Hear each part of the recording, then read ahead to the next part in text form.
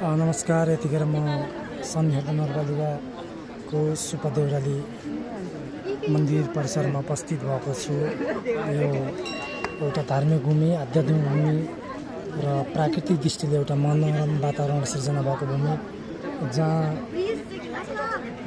यहाँ पागल गरिसकेपछि सम्पूर्ण कुराहरू पुग्छन् भन्ने धार्मिक मान्यता रहेको छ।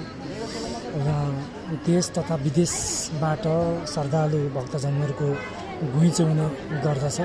आज शनिबार, आज अलि कम घुइँचो भएको छ। यो दृश्यमा मैले देखाइरहेको छु। आज श्रावणको 23 गते शनिबार। अत्यन्तै यो धार्मिक भूमि, पवित्र भूमिमा छु म यतिखेर। यो सुपा देउराली मन्दिर परिसरमा उपस्थित भएको छु म।